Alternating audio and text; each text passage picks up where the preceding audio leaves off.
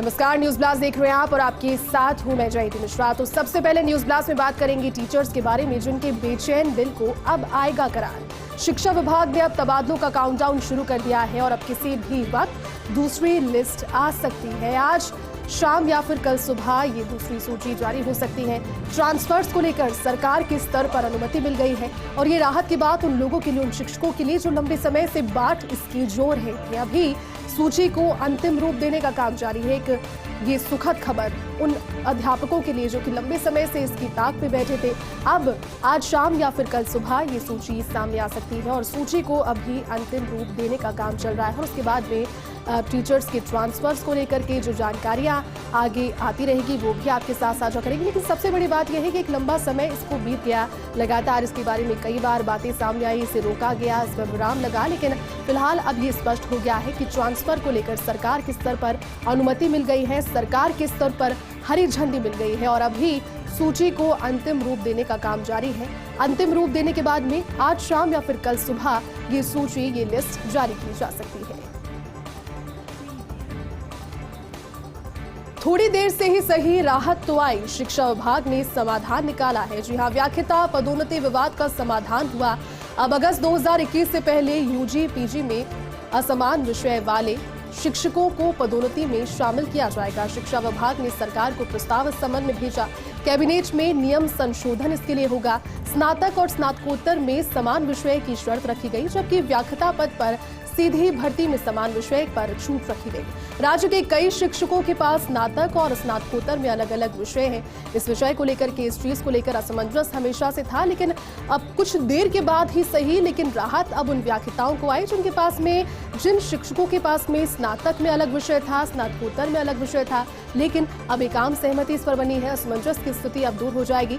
ये शिक्षक पदोन्नति की पात्रता की सूची से इस समय बाहर चल रहे थे और एक ही पद पर भर्ती और पदोन्नति के नियम अलग अलग होने से ये दिक्कतें आ रही थी। चूंकि एक ही पद पर भर्ती थी और पदोन्नति के नियम भी उससे अलग थे, उससे ये दिक्कत आ रही थी, ये परेशानी थी और इस परेशानी का एक लंबे समय से सामना कर रहे थे, इस चीज से चिंतित थे। लेकिन असमंजस की स्थिति को अब दूर किया गया है और शिक्षक इसका ही विरोध भी कर रहे थे। लेकिन अब सरकार संशोधन नियम में बदलाव करेगी और लिहाजा जब सरकार संशोधन नियम में बदलाव इस संबंध में करेगी तो बदलावों के बाद में जो नए नियम सामने आएंगे, जिसमें स्नातक और स्नातकोत्तर के बीच का जो विवाद है, एक व्याख्याता एक शिक्षक के लिए जब वो खत्म हो जाएगा, उसके बाद में समाधान के बाद आगे की तस्वीरें और भी ताजा स्पष्ट होंगी। 29 आईएएस अफसरों के तबादलों का पोस्टमार्टम। शादी के बाद टीना डाबी को कलेक्ट्री मिली है। पहली बार कलेक्टर बनी है टीना डाबी, यानी कि अपने आप में, अपने समय में, अपने बैच में टॉपर थी, लेकिन पहली बार कलेक्टर टीना डाबी बनी है। कलेक्ट्री उन्हें मिली है। गत दिनों आईएएस प्रदीप गवांटे के साथ में विवाह सूची में बंधी थी और विवाह के बाद दोनों फिलहाल जयपुर में ही तैनात हैं, लेकिन अब दोनों का ही जयपुर से बाहर तबादला हो गया है। गवांटे को उदयपुर में खान और खनिज की जिम्मेदारी मिली है, जबकि टीना को जैसलमेर का कलेक्टर बना दिया गया है। पहली बार कलेक्ट्री टीना डाबी को मिली है जैसलमेर की कलेक्टर के पद पर। अब टीना डाबी होंगी। हाल ही में उन्होंने प्रदीप गवांटे से शादी की है और उदयपुर में खान और खनिज की जिम्मेदारी, रिस्पॉन्सिबिलिटी उनके पति प्रदीप गवांटे आईएएस को मिली है। टीना को जैसलमेर का कलेक्टर बना दिया गया है। एक ब्यूरोक्रेसी में बड़ा बदलाव। 29 आईएएस अफसरों के तबादलों का ये डिटेल आपको दिखा रहे हैं।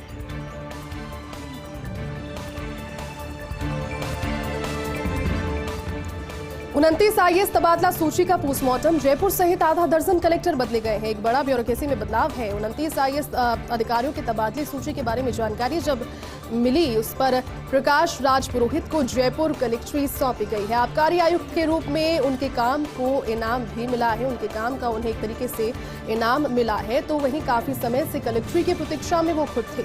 इसके अलावा प्रमोजी आईएएस अनिल अग्रवाल, अब उन्हें सिविल एविएशन निदेशक के बजाय धौलपुर कलेक्ट्री सौंपी गई है। कार्मिक विभाग संयुक्त सचिव रविंद्र गोस्वामी को कलेक्ट्री मिली है। तबादला आदेश में हुए उन्हीं के हस्ताक्षर, और हस्ताक्षर जब उनके हुए उसके बाद में कार्मिक विभाग संयुक्त सचिव रविंद्र गोस्वामी को भी कलेक्ट्री मिली है। यानी कि कलेक्टर बनने के आस में अब से पहले जितने भी आईएएस थे, इन 29 आईएएस के तबादलों में कई चेहरे खुश भी हुए हैं। बात अगर हम टीना डाबी करें, वो खुश हुई है। इसके अलावा जयपुर में भी कलेक्ट्री सौंपी गई है। तबादला आदेश में भी सिग्नेचर हुए। कुल मिलाकर के एक बड़ा बदलाव राजस्थान की ब्यूरोक्रेसी में आज देखने को मिला। 9 जुलाई तक झुंझुनू में ही प्रवास करेंगे आरएसएस प्रमुख मोहन भागवत। 7, 8 और 9 को आयोजित आरएसएस की अखिल भारतीय प्रांत प्रचारक बैठक है और खेमी शक्ति मंदिर परिसर में आरएसएस की बैठक होगी। मोहन भागवत रविवार की शाम करीब 8 बजे झुंझुनू पहुंचे। संघ की राष्ट्रीय स्तरीय बैठक में अब मोहन भागवत शामिल होंगे। झुंझुनू की खेमी शक्ति मंदिर परिसर में उन्होंने बैठक पूरी की है और तैयारियां इस बैठक की जितनी भी थी उन्हें पूरा किया गया है। इस बैठक में शामिल होने के लिए वरिष्ठ कार्यकर्ताओं के पहुंचने का दौर भी शुरू हो गया, यानी कि जब सभी कार्यकर्ता पहुंचेंगे उसके बाद में सालाना होने वाली बैठक, इस बैठक में पूरे साल क्या काम किए गए, किस तरह से संगठन की मजबूती के लिए काम किए गए, किस हद तक कहां तक जाकर के हर उस अंतिम छोर तक बैठे व्यक्ति तक क्या विचारधारा को पहुंचाने का जो एक लक्ष्य रखा गया है वो पूर्ण हो पाया। ये सारी वो बातें जो कि वरिष्ठ कार्यकर्ताओं के पहुंचने के साथ इस दौर में शुरू हो गई है। बैठक में संघ के सरकारवाह दत्तात्रेय होसबोले, सरसह कार्यवाह कृष्ण गोपाल, मनमोहन वैद्य, सीआर मुकुंद, अरुण कुमार और रामदत्त समेत संघ के राष्ट्रीय स्तरीय पदाधिकारी शामिल होंगे। मीटिंग स्थल खेमी शक्ति मंदिर परिसर क्षेत्र में सुरक्षा के कड़े इंतजाम किए गए हैं। चलिए अब जानिए राजकाज की बातें। मेडिकल विभाग में एक सहायक सचिव के जलवे, सचिव से भी भारी। ये सहायक सचिव डॉक्टरों, सीएमएचओ के सर्विस मैटर सहायक सचिव भी डील करता है, यानी कि डॉक्टर्स के मैटर हो या फिर सीएमएचओ के मैटर हो, सर्विस मैटर हो, सहायक सचिव के पास में वो पावर कहीं ना कहीं है जिससे वो डील करता है। फाइलों में भी अधिकारी की जमकर मनमानी चल रही है, किसको सजा दे, किसे माफ करे, ये सभी इनके हाथ में। जेएस और सेक्रेटरी भी इसमें अपना दिमाग नहीं लगाते। 6 साल से एक ही कुर्सी पर जमे हैं सहायक सचिव, यानी कि 6 साल एक लंबा अंतराल, एक लंबा समय, एक लंबा पीरियड हो चुका है जब एक ही कुर्सी पर सहायक सचिव जमे हुए हैं। इन्हीं के हाथों में कहीं ना कहीं बागडोर। मंत्री, सचिव और जेएस कई बदल दिए गए, लेकिन सहायक सचिव की बात जहां पर करें तो वो वहां की वहां है, यानी कि इससे बाद में भी सहायक सचिव के अलावा सचिव बदल दिए गए, जेएस बदल दिए गए, लेकिन सहायक सचिव आज भी वहीं पर है। क्या कारण है? इससे डॉक्टर्स तो परेशान है ही, सीएमएचओ भी इनके दरवाजे पर जाकर हाजिरी लगाते हैं और ये यकीनन देखिए एक परेशानी वाली चीज हो जाती है। जब डॉक्टर भी अपनी समस्याओं को लेकर पहुंचते हैं तो सीएमएचओ भी इन्हीं के दरवाजे पर हाजिरी लगाते हैं, अटेंडेंस वहीं पर लगती है। अब नए मंत्री तक सहायक सचिव की शिकायतें पहुंची है। 6 साल बीत चुके हैं। अब देखना यह है कि नए मंत्री तक जब ये शिकायतें पहुंची है उसके बाद इसका क्या समाधान निकलता है।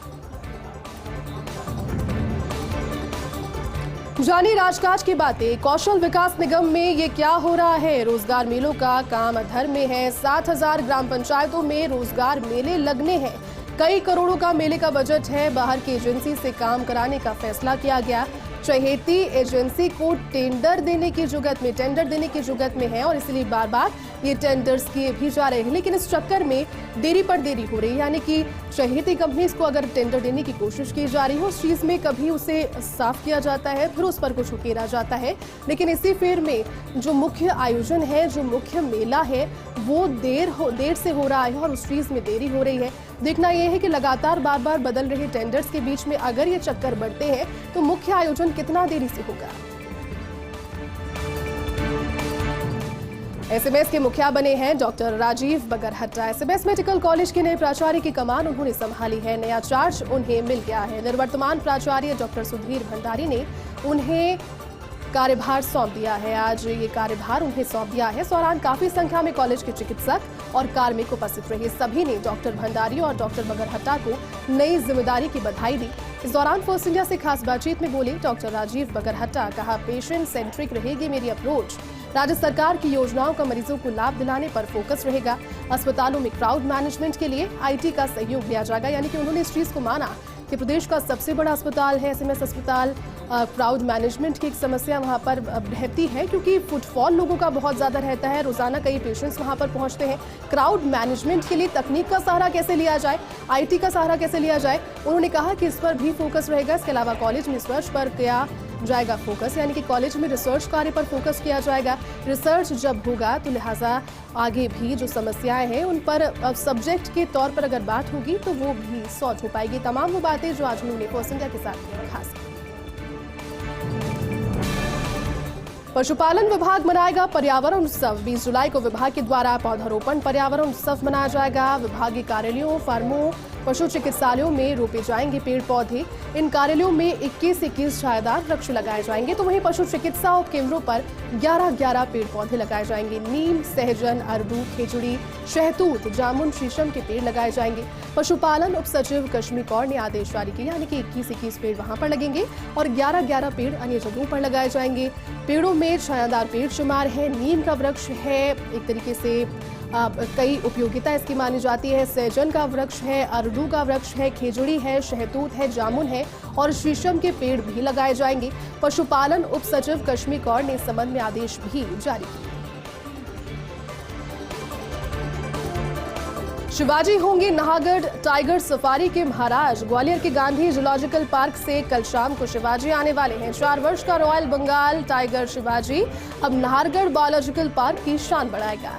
वरिष्ठ पशु चिकित्सक डॉक्टर अरविंद माथुर व टीम कल सुबह शिवाजी को लेकर के पहुंच रहे हैं जयपुर। रवाना जयपुर वो होंगे। एक्सचेंज प्रोग्राम हुआ है और इस एक्सचेंज प्रोग्राम के तहत नाहरगढ़ टाइगर सफारी को बाघ शिवाजी मिला है।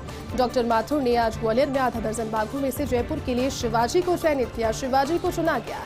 कल देर शाम सड़क मार्ग से शिवाजी को जयपुर लाया जा रहा है। नाहरगढ़ बायोलॉजिकल पार्क में उड़ीसा से बाघिन रानी के साथ में उसका जोड़ा बनेगा और जो टूरिस्ट हैं वो भी अब इन दोनों की अटखेलियां देख पाएंगे। शिवाजी के साथ में उड़ीसा से आ रही बाघिन रानी का जोड़ा बनाया जाएगा और कल इसे जयपुर के नाहरगढ़ बायोलॉजिकल पार्क में शिफ्ट किया जाएगा। एक एक्सचेंज प्रोग्राम के तहत उसे लाया जा रहा है। प्रदेश में मानसून जमकर मेहरबान है। बीते 5 दिनों से प्रदेश में बारिश का दौर जारी है। कहीं कहीं भारी से अति भारी बारिश दर्ज की गई और आगामी दिनों में दक्षिणी राजस्थान में मानसून और भी ज्यादा मेहरबान होगा। उत्तरी उड़ीसा, झारखंड के ऊपर एक कम दबाव का क्षेत्र बना है। आगामी दिनों में राज्य के दक्षिण भागों में कहीं कहीं बारिश की संभावना है। भारी बारिश की संभावना है। 1-2 स्थानों पर अति भारी बारिश की संभावना।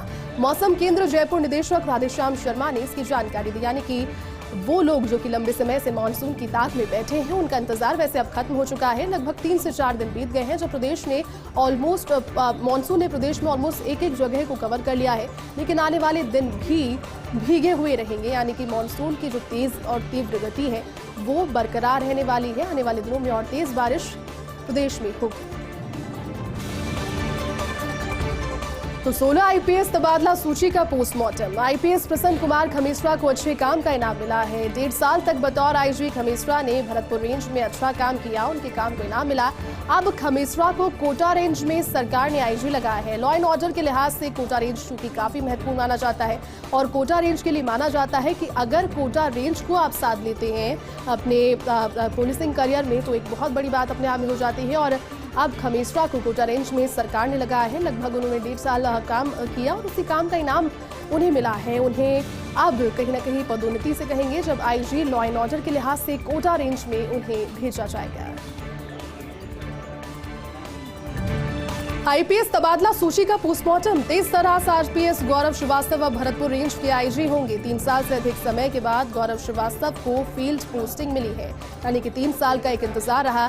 3 साल तक उन्होंने काम किया और गौरव श्रीवास्तव को उनके काम के बाद में बतौर इनाम एक फील्ड पोस्टिंग अब मिल पाई है। जयपुर कमिश्नरेट में बतौर अतिरिक्त पुलिस आयुक्त गौरव का काम रिमार्केबल रहा। उनके काम को रिमार्केबल करार दिया गया, यानी कि एक अभूतपूर्व काम उन्होंने अपनी ड्यूटी के दौरान किया जयपुर पुलिस कमिश्नरेट में बतौर अतिरिक्त पुलिस आयुक्त, और अब उन्हें फील्ड में पोस्टिंग मिली है। भरतपुर रेंज में कानून का राज कायम करने की जिम्मेदारी अब गौरव के पास में है। भरतपुर रेंज को इसलिए सबसे ज्यादा महत्वपूर्ण माना जाता है, इसलिए सबसे ज्यादा खास माना जाता है क्योंकि इसी रेंज में सबसे ज्यादा कांग्रेस के विधायक हैं।